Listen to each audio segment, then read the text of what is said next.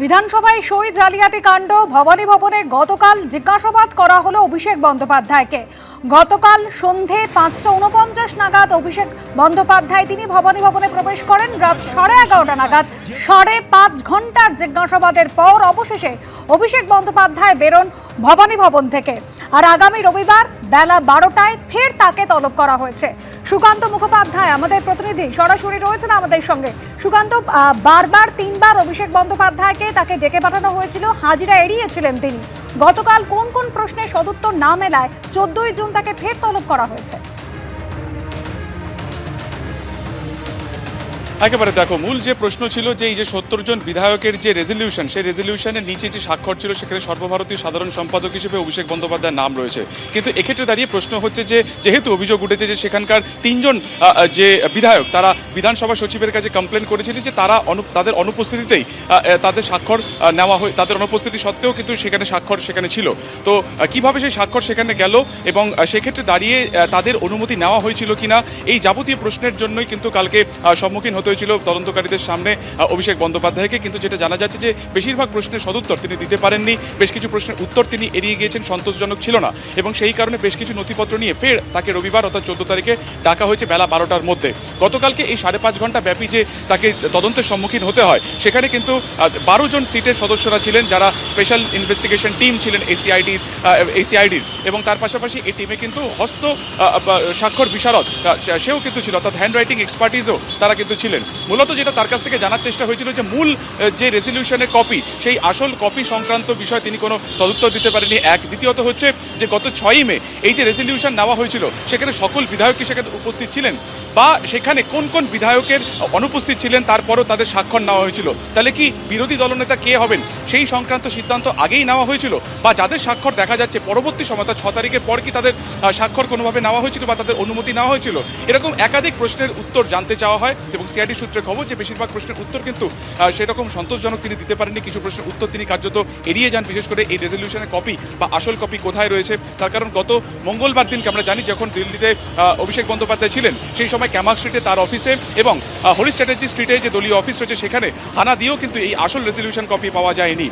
এবং গতকালকে কলকাতা হাইকোর্টের নির্দেশের পর তড়িঘড়ি দিল্লি থেকে সরাসরি অভিষেক বন্দ্যোপাধ্যায় প্রথমে বাড়িতে যান এবং সেখান থেকে সিআইডি দপ্তরে বা ভবানী ভবনে যান। কিন্তু সেখানে এই যে 5.5 ঘন্টা ব্যাপী যে জিজ্ঞাসাবাদ, সেখানেও কিন্তু এর সদুত্তর মেলেনি। অর্থাৎ মূলত এই যারা যে সমস্ত বিধায়করা মূলত বলেছিলেন যে তাদের অনুমতি ছাড়াই তাদের স্বাক্ষর ব্যবহার করা হয়েছিল, তো কেন তাদের অনুমতি নেওয়া হয়নি, আগে থেকে কি মনস্থির করা হয়েছিল এবং সেই সিদ্ধান্ত কি চাপিয়ে দেওয়া হয়েছিল কিনা, এই যাবতীয় প্রশ্নের উত্তর কিন্তু জানতে চাওয়া হয়। এবং যেটা তোমাকে বললাম যে বেশিরভাগ প্রশ্নের সন্তোষজনক উত্তর তিনি দিতে পারেননি, কিছু কিছু প্রশ্নের কার্যত তিনি মেজাজও হারিয়ে ফেলেন। শেষমেশ প্রায় 11:20 পর্যন্ত এই জিজ্ঞাসাবাদ পর্ব চলে, তার বয়ান নেওয়া পর্ব চলে, কিন্তু আবারও তাকে রবিবার দিনকে বেলা 12টা নাগাদ অর্থাৎ 14 তারিখ বেলা 12টা নাগাদ ডাকা হয়েছে বেশ কিছু নথিপত্র।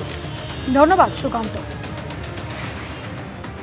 গতকাল 5.5 ঘন্টা ম্যারাথন জিজ্ঞাসাবাদ করা হয় অভিষেক বন্দ্যোপাধ্যায়কে, এবং যেমনটা জানা যাচ্ছে একাধিক প্রশ্নের সদুত্তর দিতে পারেননি এবং একাধিক সময় তিনি তদন্তকারীদের প্রশ্নের মুখে মেজাজও হারিয়েছেন। গতকাল রাত তখন 11:30, ভবানী ভবন থেকে বেরোন অভিষেক বন্দ্যোপাধ্যায়। সেই মুহূর্তের ছবি তুলে ধরেছেন আমাদের প্রতিনিধি ঐশী মুখোপাধ্যায়। দীর্ঘ 5.5 ঘন্টার জেরার পরে এই মুহূর্তে দেখা যাচ্ছে যে অভিষেক বন্দ্যোপাধ্যায় তিনি সিআইডির যে দপ্তর সেখান থেকে বেরোচ্ছেন। আজকে দেখা গেল যে 3 দিন ডাকার পরেও কিন্তু অভিষেক বন্দ্যোপাধ্যায় সেই তলবে সাড়া দেননি।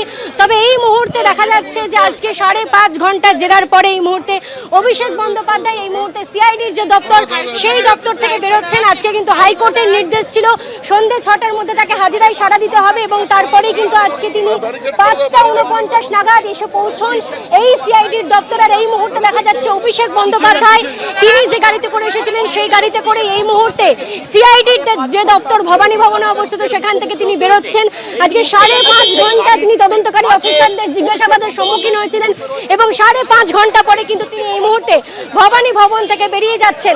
আজকে তাকে তলব করা হয়েছিল এবং তারই সঙ্গে হাইকোর্টের নির্দেশ ছিল যে সন্ধ্যে 6টার মধ্যে অভিষেক বন্দ্যোপাধ্যায়কে সিআইডিতে ভবানী ভবনে যে দপ্তর সেই দপ্তরে এসে জিজ্ঞাসাবাদের মুখোমুখি হতে হবে, এবং সেই মোতাবেক দেখা যায় 5:49 নাগাদ তিনি আসেন এবং সিআইডির যে দপ্তর ভবানী ভবনে সেখানে এসে হাজিরা দেন। 5:43 নাগাদ তিনি বাড়ি থেকে বেরিয়েছিলেন এবং তার আগেই দেখা গিয়েছিল 4টে নাগাদ তিনি এয়ারপোর্টে নামেন। তারপরে বিমানবন্দর থেকে সরাসরি মনে করা হয়েছিল তিনি ভবানী ভবনে যাবেন, কিন্তু তিনি বাড়ি যান। প্রথমে কালীঘাট রোডের বাড়ি থেকে বেরোন 5:43-এ, তারপরে 5:49-এ এসে পৌঁছান ভবানী ভবনের যে সিআইডির দপ্তর, সেখানে প্রথমে তার রেজিস্টারে সই এবং একাধিক যে সমস্ত নথিভুক্তিকরণের প্রসেস সেগুলো সম্পন্ন করা হয় এবং তার পরবর্তীতে 5.5 ঘন্টা জেরার পরে এই মুহূর্তে অভিষেক বন্দ্যোপাধ্যায় তিনি ভবানী ভবন থেকে বেরোলেন, সিআইডির দপ্তর থেকে বেরোলেন। এর আগে দেখা গিয়েছিল যে অভিষেক বন্দ্যোপাধ্যায়কে 3বার সামন করেছিল সিআইডি, কিন্তু তিনি আসেননি। আজকে যখন রক্ষা কবচের মামলার শুনানি চলছিল তখন হাইকোর্ট থেকে সরাসরি জানিয়ে দেওয়া হয় যে তিনি আজকে 6টার মধ্যে হাজিরা না দিলে সেক্ষেত্রে কিন্তু রক্ষা কবচ নিয়ে সংশয় থেকে যাবে। তাই সেক্ষেত্রে দেখা যায় অভিষেক বন্দ্যোপাধ্যায় 5:49 নাগাদ আসেন এবং এই যে ভবানী ভবনের সিআইডির দপ্তর সেখানে এসে হাজিরা দেন। 5.5 ঘন্টা টানা জেরার পরে এই মুহূর্তে অভিষেক বন্দ্যোপাধ্যায় ভবানী ভবন থেকে বেরিয়ে তার বাড়ির উদ্দেশ্যে রওনা দিলেন। ক্যামেরা দিব্যেন্দু সিংহের সঙ্গে মুখোপাধ্যায়, এবিপি আনন্দ, কলকাতা। এবিপি আনন্দ, এগিয়ে থাকে, এগিয়ে রাখে।